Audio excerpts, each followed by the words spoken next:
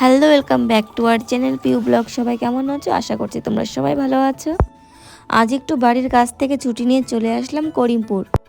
আমি যাচ্ছি আমার বান্ধবীর বাড়ি করিমপুর জামশেদপুর বাগচি বাড়ির কাছে। এটা বর্ষা রানীর বাড়ি।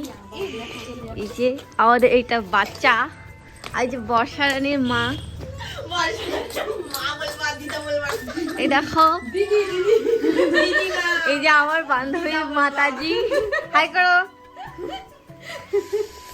আমাদের বাড়ি থেকে করিমপুর আসতে 45 মিনিট লাগে, আর পৌঁছেই মাসি প্রথমেই দিয়ে দিল কফি আর বিস্কুট।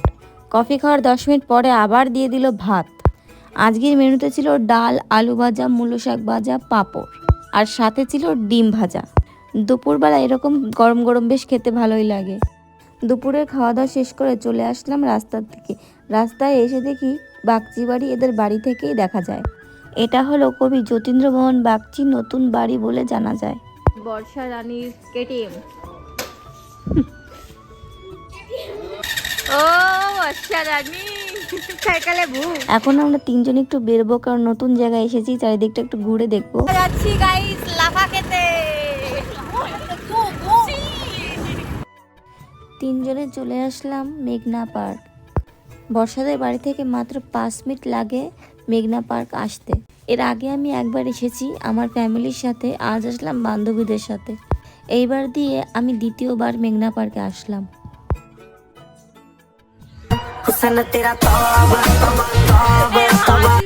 হ্যালো গাইস, আমরা এসেছি আজকে মেঘনা পার্কে। আর এই যে দেখো আজকের আমার আউটফিট কেমন লাগছে বলো।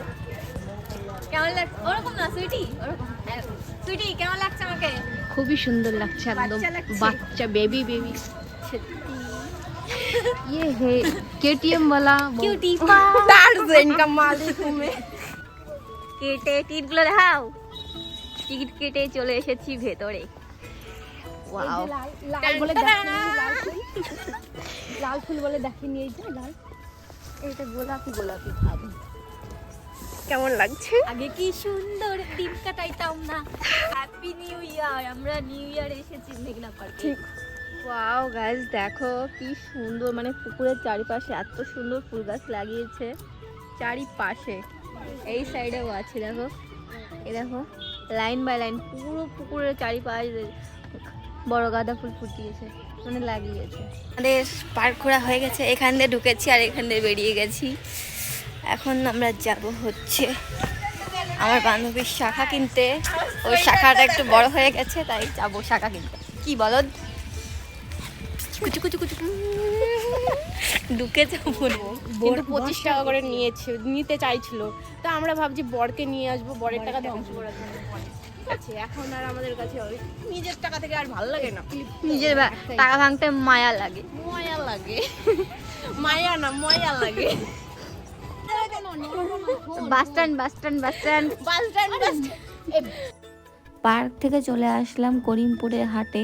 আজকে ছিল বুধবার, এখানে বসেছিল হাট, আর আমি নিলাম তেঁতুলের চাটনি। আমাদের এই যে সুটি রানী জুতো নেবে। ওটা বুট বলে, এইরকম কোয়ালিটি না, এরকম বুঝলাম। আমি কৃষ্ণনগর মার্কেটে গিয়েছি, আমাদের বেতাইও মার্কেট আছে। আজ প্রথমবার করিমপুর মার্কেটে এলাম, কারণ সুইটি একটা জুতো নেবে, তো ওর পছন্দ হলো না, তাই আমরা দোকানে চলে গেলাম। বেলুন কিনে দেবো, আর বড় বলে বিহা দিয়ে দেবো। হরেন পক পক, হরেন পক পক। তিনজন মানুষ যদি এক মেন্টালিটি হয়, যদি তারা একসাথে থাকে, তাহলে এরকমটাই হয় বন্ধুরা। তো অনেক ঘোরাফেরা করে আমরা করিমপুর মানিকতলায় চলে এলাম। এই মন্দিরটা অনেক সুন্দর, কিন্তু আমরা ওপরে যেতে পারিনি, কারণ 60 টাকা করে টিকিট চাইছিল, তাই আর যাওয়া হয়নি। একজনের 60 টাকা করে বলছিল, তাই আমরা নিচের দিকটায় ঘুরে তারপরে চলে গেছিলাম বাড়িতে। ওপরে তো বন্ধ আছে, তাই আমরা নিচে আসলাম। নিচে দুটো মন্দির আছে, তো দেখি কিসের মন্দির। মা মনসা আছে, মা মনসা সে আমাদের লোকনাথ বাবা। সারাদিন অনেক ঘোরাফেরা করে বিকালে চলে আসলাম বাড়ি এসে ছাদের ওপর মাসি বললো চলো ছাদে গিয়ে খাই। আজকে রোদ উঠেছিল খুব সুন্দর, তাই আমরা পিকনিক করে আসলাম ছাদে। গিয়ে দেখি লাল লাল ঝাল ঝাল চিকেন রান্না হয়েছে। সত্যি চিকেনটা অসাধারণ রান্না হয়েছিল। আমার ভিডিওতে নতুন হয়ে থাকলে প্লিজ একটা সাবস্ক্রাইব করে দিও।